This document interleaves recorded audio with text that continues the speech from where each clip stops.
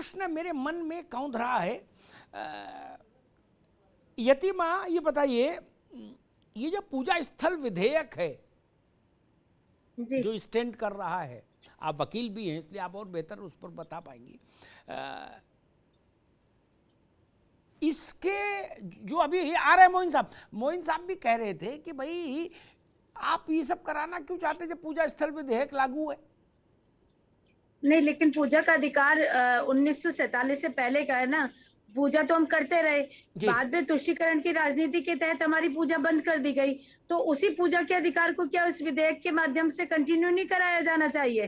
क्या 100 करोड़ हिंदुओं की आस्था जो श्रृंगार, हम लोगों का तो मानना है, देखिए शिव और शक्ति साथ स्थापित किए जाते हैं, आप किसी भी मंदिर परिसर में देख लीजिए, हम लोग तो श्रृंगार गौरी माता का जब तक पूजन अर्चन नहीं कर लेते तब तक शिव को जल अर्पित नहीं करते।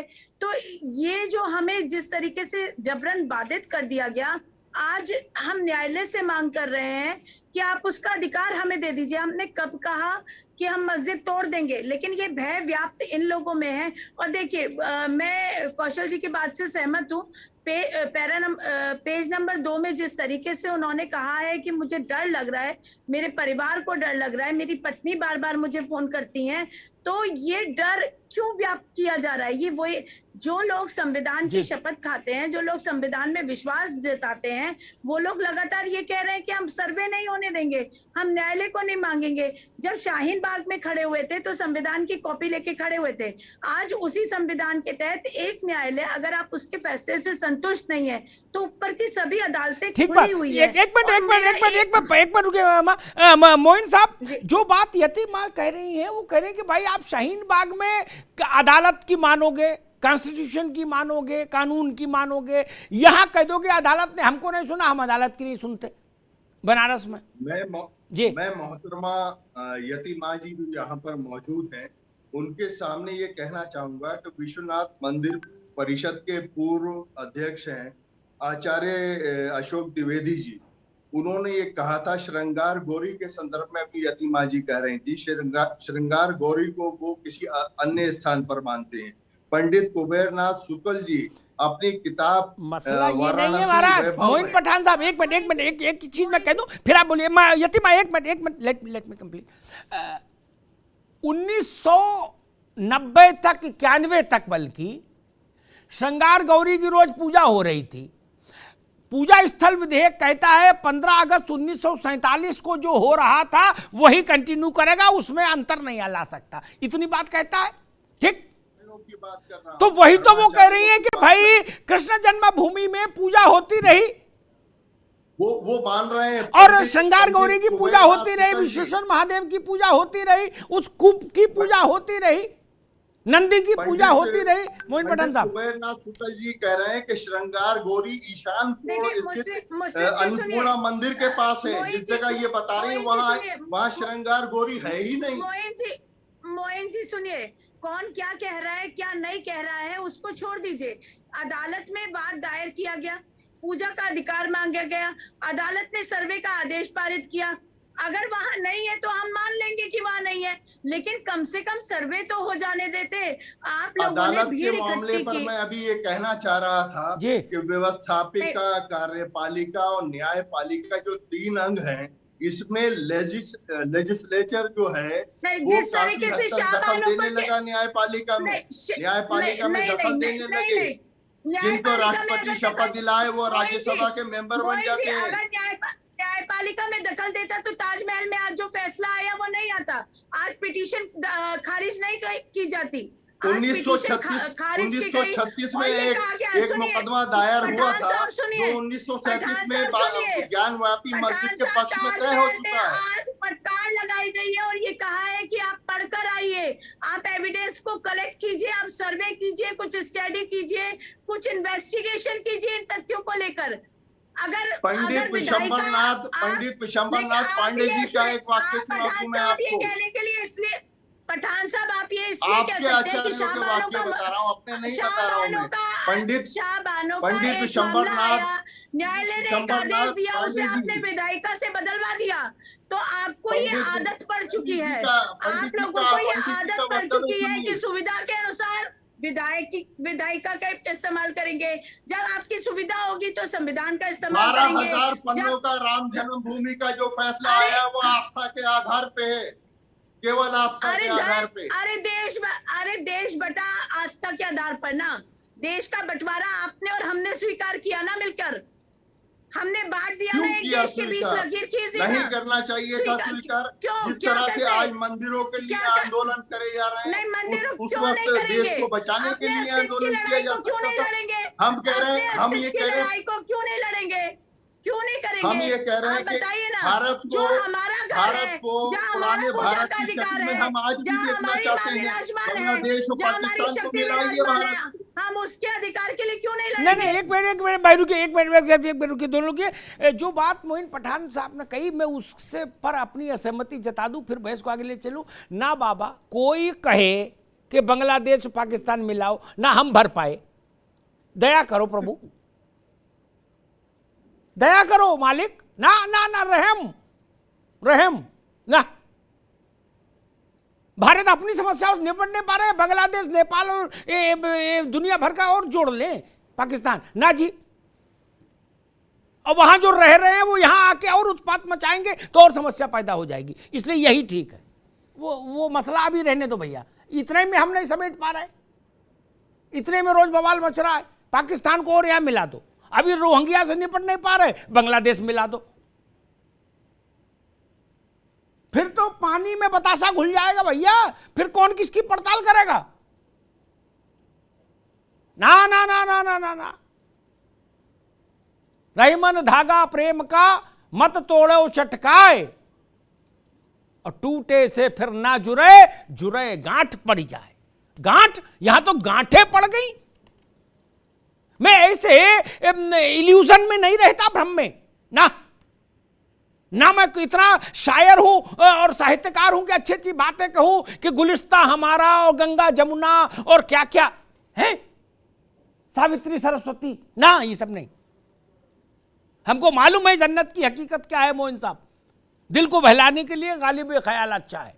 पाकिस्तान जहां है वहां सरसब्ज हो, बांग्लादेश जहां है वहां भूख से पार पाए, भय से पार पाए, पढ़े लिखे। यति माजी ने सुना ही कब, मैं तो इन्हीं के ठीक, हम हिंदुस्तान अपना आप खुद देख लेगा, अपने उसको क्या करना है, बाकी तो अपने अपने घर रहो। शुभकामनाएं हिंदुस्तान की सबके साथ हैं, लेकिन यहां आने के लिए बारे में मत सोचो। इतना दरवाजा खोला, असम में खोला, बंगाल में खोला, उसका नतीजा तो दिल्ली तक भुगत रहा देश। इतना भी उदारवादी होना ठीक नहीं, उदारवादी होना ठीक नहीं, थोड़ा थोड़ा तो। एक बड़े समाज को इतना परेशान, भारतीय जनता पार्टी वाले परेशान होकर तंग आ जाए हम। नहीं मोइन साहब लोग हैं जो भारत में आ सकते हैं जी। भारतीय जनता पार्टी तो बाहर जगह से लोगों को बुला रही है, हिंदूवादी लोगों को, आइए आइए भारतवर्ष में आइए आप। 800 लोग, मैं ठीक है। अभी एक बात कही अभिषेक, एक मिनट मोइन साहब, अरे भाई ले मुझे करें। अभिषेक वाजपेयी ने एक बात कही, उन्होंने जो नागरिकता कानून का मसला है उसको कहा कि भाजपा की सरकार बुला रही। अब उस पर भाजपा रिस्पॉन्ड कर दे, फिर मैं उस पर कुछ तथ्य जरूर रखूंगा। बड़ी विषय बढ़िया। मोइन पठान एक मिनट रुको, मेरी बात तथ्यात्मक होगी। 100 किताब पढ़ लीजिएगा, 1 घंटा 1000 घंटा नेट पे बैठ लीजिएगा, मेरी बात गलत निकले तो बताइएगा, माफी मांग लूंगा। नहीं सही। हाँ कौशलकांत, अब पहले आप रिस्पॉन्ड कर दीजिए, फिर मैं बताऊंगा कि वो कानून किस किस ने कहा था कि हम लाएंगे, किस किस ने कहा था। सबके पुरखे शामिल हैं उसमें, सबके पुरखे, जितने लोग आज राजनीति कर रहे हैं, मैं बताऊंगा नाम लेके। कौशलकांत पहले रिस्पॉन्ड कर लें जी। अमिताभ जी, पहले तो इनका असली चेहरा देख ले प्रदेश और देश की जनता। अभी थोड़ी देर ये पहले कह रहे थे कि कॉन्स्टिट्यूशन की दिवाही दे रहे थे और कोर्ट के आदेश की बात कर रहे थे। अब सीए कानून कॉन्स्टिट्यूशन का पार्ट है, तो उसको लागू होना हर आदमी, हर राजनीतिक दल का कर्तव्य है। अब बात आती है सीए की। सीए आज हमने लागू किया है, अभी पूरी तरह से नोटिफाई नहीं हुआ, नोटिफिकेशन अभी बचा हुआ है। क्यों? क्योंकि कोविड आ गया था। वो नोटिफाई होने दीजिए, उसके बाद वो इसलिए क्योंकि हिंदुस्तान एक ऐसी धरती है जो केवल हिंदुओं का घर है। तो पूरे विश्व में कोई भी और देश नहीं है जहां पे हिंदू जा सकते हैं, हिंदू रह सकते हैं। और उसमें प्रोसिक्यूटेड माइनॉरिटी अदर कंट्री की बात की गई है। जो दूसरे देश हैं उनकी जो माइनॉरिटीज हैं वो यहाँ आ सकती हैं। उसमें हिंदू भी हो सकता है, बौद्ध भी हो सकता है, क्रिश्चियन भी हो सकता है, कोई भी हो सकता है, क्योंकि आसपास की जो कंट्री जो उस बिल में एक्ट में है वो सब इस्लामिक कंट्री हैं अपने आप में। तो वहां से आने वाले माइनॉरिटी नॉन मुस्लिम ही होंगे, उसमें कोई, और ये कानून का पार्ट है। ठीक। और जहां तक रही बात, अभी आप अमिताभ जी बताएंगे ही कि इस कानून को लाने की बात भारतीय जनता पार्टी नहीं, 2000 से 99 एक मिनट आप रुक जाइए अभिषेक बाबू, रुकिए अरे रुको भाई, एकेडमिक तौर पर समृद्ध रहेंगे तो भविष्य में और आपकी चर्चा देश में होगी। जब देश आजाद हो गया तो एक मसला सामने आया, पाकिस्तान में जो हिंदू रह गए थे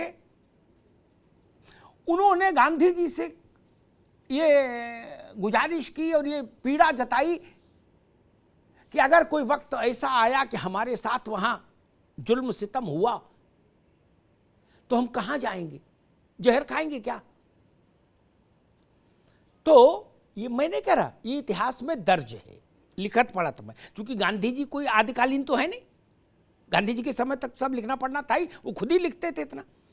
गांधी ने कहा कि मोहनदास करमचंद गांधी वचन देता है देश की तरफ से, जब कहोगे हुकूमत की जिम्मेदारी होगी, फर्ज होगा कि तुमको लेके आए और यहां बसाए इज्जत से। गांधी ने वचन दिया,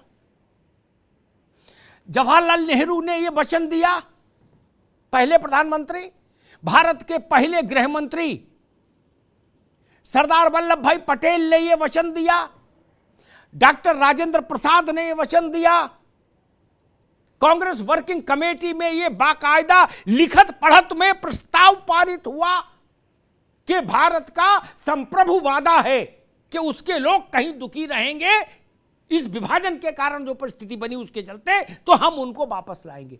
एक और राम मनोहर लोहिया ने इस मांग को उठाया, और जब गांधी और जवाहरलाल ने इस पर रिस्पॉन्ड किया, सब लोगों ने कहा, तो लोहिया उसके समर्थन में खड़े हुए। उनने कहा हाँ ये बात अच्छी है, किसी भी देश को इतना तो करना ही चाहिए। अभिषेक बाबू, मसला ये कि इतना लेट हो गया, ये कानून तो बहुत पहले बन जाना चाहिए था। हम 20 लाख 50 लाख अनरजिस्टर्ड रोहिंग्या झेल रहे हैं, जिनका कोई हिसाब किताब नहीं, तो इनके लिए तो देश का कमिटमेंट है, देश का वादा है मित्र, ये पार्टियों का वादा नहीं है, ये हिंदुस्तान का वादा है। इस पर ऐतराज मत जताओ भाई कोई, इसमें सबके पुरखे शामिल हैं, इसमें गांधी शामिल है, नेहरू शामिल है, पटेल शामिल है, राम मनोहर लोहिया शामिल है, BR अम्बेडकर शामिल है, पुरुषोत्तम दास टंडन शामिल है, कौन नहीं शामिल है, जाकिर हुसैन शामिल थे। ये कोई मोदी और अमित शाह का मामला नहीं केवल,